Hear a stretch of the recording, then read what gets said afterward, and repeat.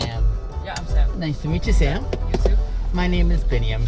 Yeah, nice to meet you. Nice to meet you as well. How are you today? I am, let me think here. Yeah. I'm doing all right today. I'm doing all right. I feel somewhat productive. I got some work done Yeah. and I'm at a job. And now I'm here doing this and it's a sunny day. The blue sky, no smoke. Yeah. There's a few things I'm thankful for. Yeah, beautiful day. Yeah. Enjoy it. How's your day going? Yeah, I'm good. I've just finished my interview today. You finished your interview Yeah. for a new job here? Yeah, for new job. Okay. For uni first. Yeah. And That's okay. what's the job that you're applying for? Like assistant for a supervisor here. Yes. Yeah, but I'm not so sure about the result. I Just see. waiting. Do you feel nervous about the results? Yeah, for sure. I understand. Yeah, this is the first time for me. coming here. I see. What kind of work do they do at this area here? Like they do the label for the workwear, like the protective I clothing. see, I see. Something like this. Gotcha. Did you say it was your first interview too? My first interview in person ever. Ah, Like really? in COVID, we have to do interview online. That's right, that's right. Okay, so where did you come from? Vietnam, Vietnam. And how long have you been here for? 4 years. 4 years, okay, gotcha. Just finished my diploma. Yes, Yeah, now I'm looking for a job. I understand. And what was your diploma in? Human resources. Ah, gotcha, gotcha. Valley College. Yeah, I'm staying here. Awesome. I can understand now more of why you felt nervous. A big part of the nervous, I think, is because we are uncertain of what is in someone else's mind, right? We try the best we can, but we don't have access to how they're thinking, what their standards are. Did we meet the standard? Did we Yeah. not meet the standard? Yeah, you're right. There's so many things that make it Yeah. really uncomfortable that way. Different culture. Yeah, brand new country. That's right, Things that's like this. right, yeah. Well, let me acknowledge some things that already make it a really encouraging part. You may or may not get the job, I don't know. Yeah. But what I do know is that you showed courage to come to a different environment that you don't know very well, Yeah. and the courage to be able to say, I will try the best I can, is something commendable. That's a really good thing. Yeah.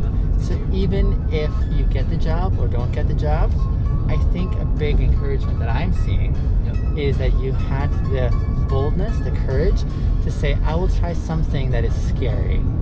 And a lot of people struggle with that. A lot of people struggle with that because they say, oh, it seems too much, so I will try something less.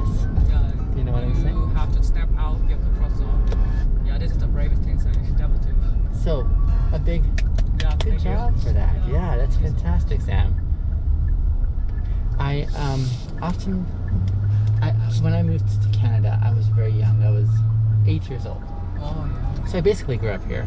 But I've often seen those who move here and try for a new life. It's not an easy thing. There's so much sacrifice that you give up to come here, right? Yes. Sure, there's opportunity here. There's maybe more jobs, more ability or opportunity to earn an income for your family, more opportunities to advance in life maybe. But what many may not realize is how much sacrifice to give up everything you knew once upon a time back home. For many of us back home, yeah, it wasn't as easy or beneficial, but we understood it. And so to say, I'm going to give up everything that I understand culturally, societally, economically, I'm going to give everything up here, give up my home, give up my chance to be close to family or friends, Yeah, yeah. to give up everything to come to a new place where you know no one, that's a big thing. That's a big Yeah. deal. Just came here and live all by myself.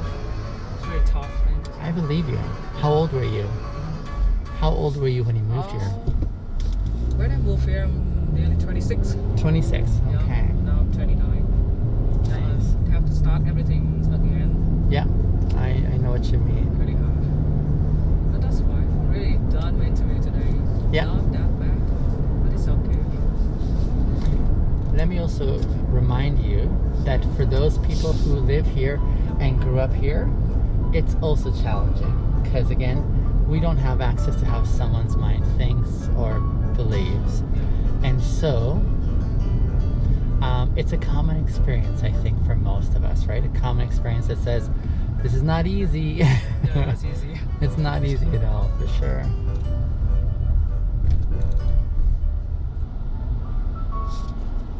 Why did you choose to study human resources? It is some kind of things like I need to complete that.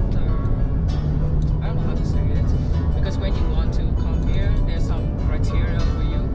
Like I already got the degree in my country, Yes. so the major is business. So I need to learn something related to business. Yeah. So I think human resources is one kind of I need, and I should take it. Yeah. And I also like to work with people and help the company find the right people for the right position. Yeah.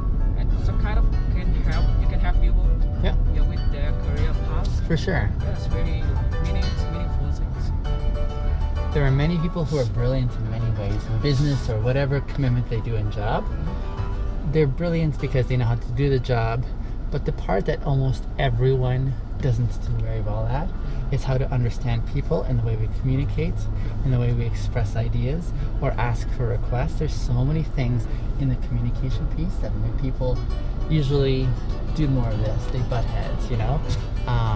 And so I often wonder how beneficial it would be to invest a lot of time and energy in not only the business side, technically, but how to be able to do really well in the personal side. Yeah. Because there is such a big struggle there, I think, right? So I often, when I hear someone who's in human resources, I say, yay, I wonder what kind of things they learn that's really going to help them to do more of connecting with people instead of butting heads with people. I wonder about those who choose to study communication. What a really important field. But what did they learn to help do more of the connecting instead of the butting heads again, right? Because nowadays people just focus on like benefits or like do like technical things, like they just focus on the telephone. Sure. Like a communication. Yeah. Communication fakes and everything else will. Yeah, right. So communication is really important, and first the people, the human is much more important. Absolutely. Really scared that one day we will be replaced by all the machine. Yeah, store the human resources in the other thing can keep it. And the other part about that conversation, Sam, is that to do work at making humans work well together, it takes a lot of energy. Yeah. It's easier to not communicate, to feel angry or to feel frustrated or to walk away from challenges. Yeah.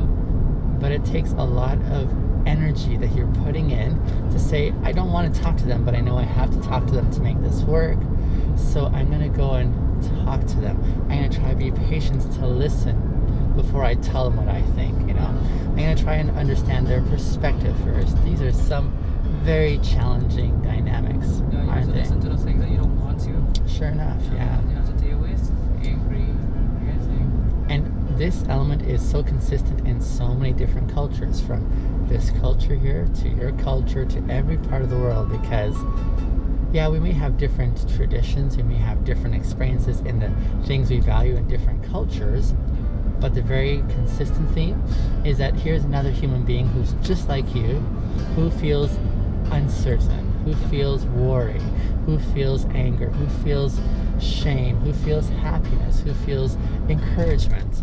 And if we're the same in these ways, how can we at least help each other a little further by the way we communicate?